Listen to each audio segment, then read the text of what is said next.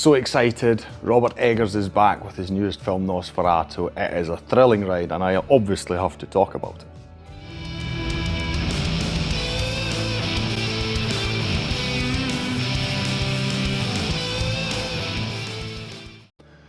Hi, my name's Stu and welcome to another review video on Flying Wiener. Now if you're not familiar with Robert Eggers or haven't been watching the channel for a long time, I am a big fan of his. I have actually reviewed all of his 3 films that he's made to date in some way, shape or form on this channel. So you've got The Witch, The Lighthouse and The Northman, and we've even got a display of the Lighthouse because I really enjoyed that film so much. And yes, I was very excited to watch Nosferatu. It coming out at Christmas was quite funny to me. You know, you've got a really serious horror film coming. I was like, yeah, why not? So I watched it on the second day it was available. Still a bit bummed about one fact, because at cinemas are selling these really cool sarcophagus replicas of Nosferatu's sarcophagus as a popcorn thing. And I saw it advertised, I'm like, it's surely going to be a sort of crappy metal tin, you know, it won't look half as good as you expect it to. So I was like, nah. Sitting in the cinema, lady next to me, she had it. I was like, I'd love to have one of them. Quite disappointed. If one of you wants to get me a sort of late Christmas present, that would be absolutely ideal. Would definitely recommend. It looks a lot better than you expect it to at that price, I will say. Anyway, so yes, I was really excited about this film. Now, full disclosure, I actually, after seeing it in the cinema, I actually went and watched 1922's Nosferatu. I hadn't seen it before. Obviously, I was familiar with certain images, Max Schreck as Nosferatu, etc. You can't really be on the internet or in pop culture without sooner or later stumbling upon it. So I didn't really know it. I wasn't actually aware until after the film what the actual history of Nosferatu is, which, if you're not familiar, it's actually basically a knockoff of Dracula. Dracula came out in 1897. In 1922, they made Nosferatu. They changed quite a few things, but still very, very similar to the original Dracula story. They were actually even sued and had to destroy copies of the film. And it's my understanding that the only reason we still have 1922's Nosferatu is because they had already sent copies abroad and the court's jurisdiction didn't reach that far. So that's to thank for that. There have been remakes. There's one from the 70s, which I believe Werner Herzog made. I have not seen that, so I can't comment on that. I can't make any comparisons to that. Yeah, so that's basically where I'm coming from as far as this film is concerned, right? Now, I will say with the 1922 version, I get, you know, that for the time, it being over 100 years, it's absolutely crazy to imagine them doing a film like that 100 years ago. I'm one of these guys, it's a bit difficult for me because I can see how great it is, you know, as in, wow, you know, making that 100 years ago. At the same time, I'm like, for me, it's not scary. So if you're one of those people, I don't know, it's just I watch it, I'm like, you know, it's interesting, it's fascinating and everything.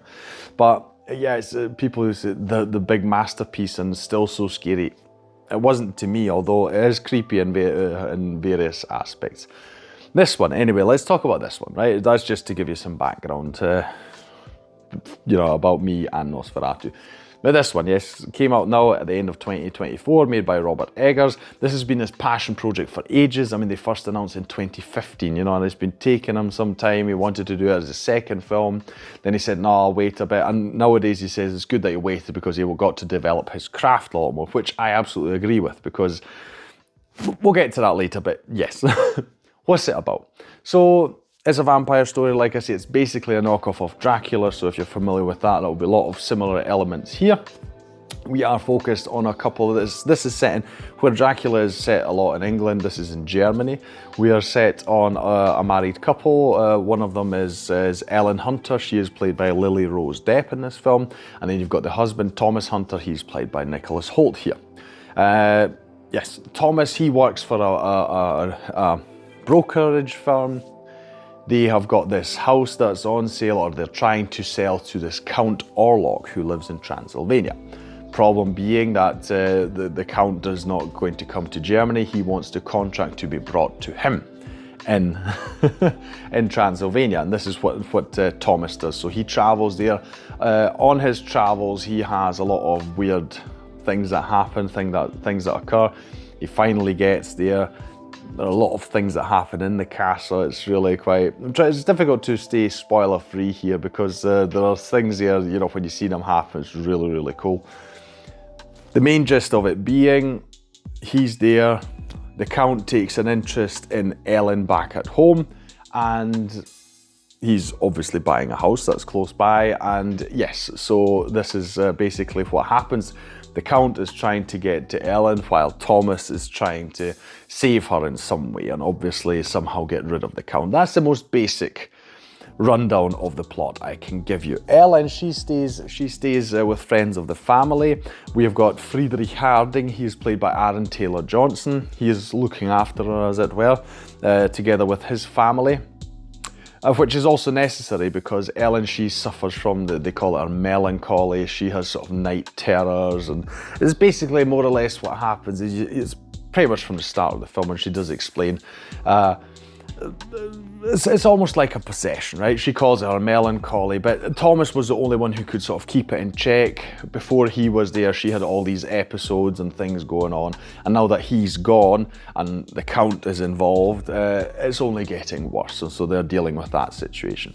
They have to involve doctors. One of them is played by Ralph Ineson. His name is Dr. Sievers, and he tries all sorts of medicinal things, fails ultimately, and he brings in another doctor, a professor who has been sort of thrown out of university, who is a bit of an occultist. His name is Professor Eberhardt. He's played by Willem Dafoe.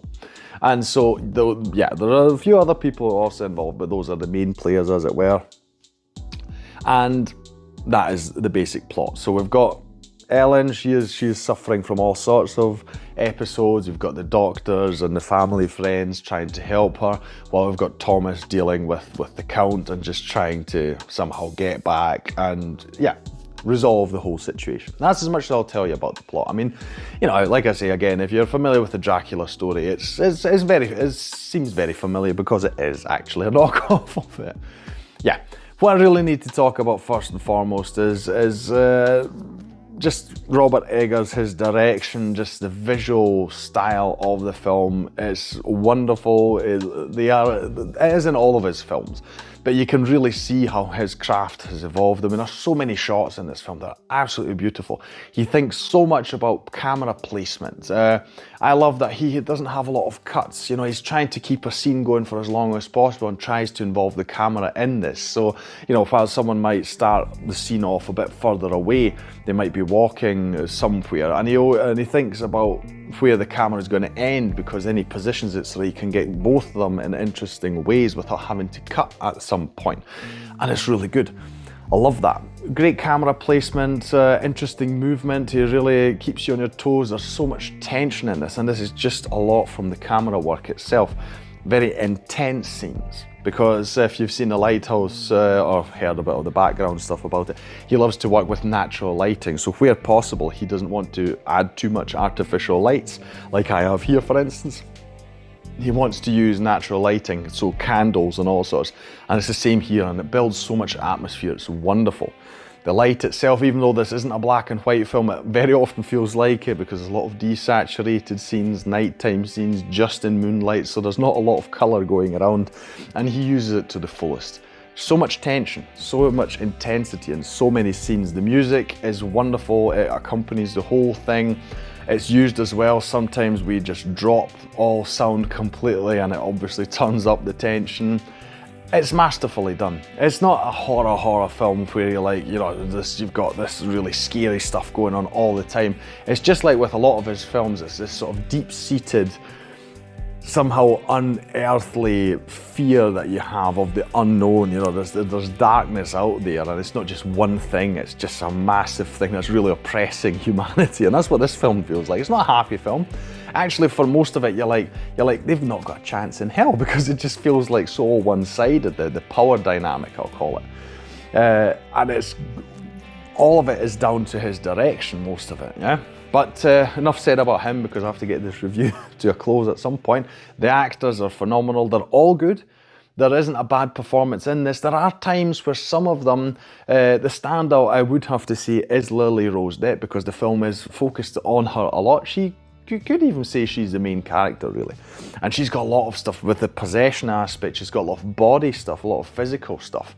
And it looked really intense as well, so it was really good. It's just that somehow her and Aaron Taylor-Johnson, in some scenes, you're not quite sure the way they're talking, presenting themselves. You know, is it because they're like, or Nicholas Holtz sometimes as well, is that just the period, you know, and how they talk, you know, translated to English because it's supposed to be German, you know, they're not supposed to be talking English actually, but you know what I mean, you know, or is it I'm trying to be deliberately theatrical? I'm not quite sure. There's some scenes where the performances felt a bit off, I can't quite pinpoint it, but apart from that, all the actors are really great, them including, right? So I really loved that. And just one thing I'm going to say about the Count, because I don't want to spoil him for you, but one thing I will say is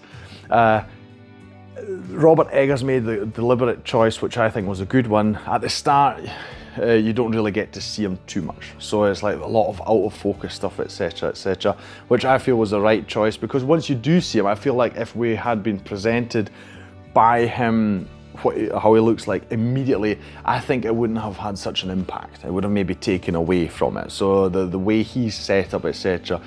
The first scene where we actually get to meet him is absolutely terrifying. It's probably the worst scene in the whole film. Worst, I mean, in terms of horror and really this panic that induces in you as the viewer. Incredible scene, probably the best in the whole film, together with the lighting and performances.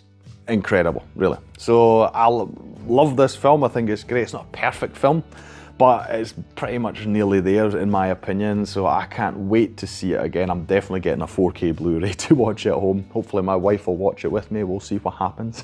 But yes, if you can, please go to the cinema. Support this film. We need films like this, you know, incredible artists involved, and I'm not talking about him. Set design, it feels historically accurate. I'm not an historian, I can't say if it is or not. It feels very, very accurate, and I know he is a stickler for details, Robert Eggers, so it wouldn't surprise me if a lot of it turns out to be actually historically accurate. You feel like you're in 1830s Germany. It's really great. Yeah, so that'll be all from me today. If you enjoyed this video, please like, share and subscribe. It is the best way to support this channel. Leave a comment down below about anything you want to say, Nosferatu related, Robert Eggers related, horror, etc. So much to talk about here. Yeah, tell me about the other Nosferatu films. Explain to me why they are so beloved and great so I can get it as well, you know? Yeah, anything you want to say, put it down in the comments below. Well, thank you for watching this video, and I'll see you in the next one on Flying Wiener. Take care, bye.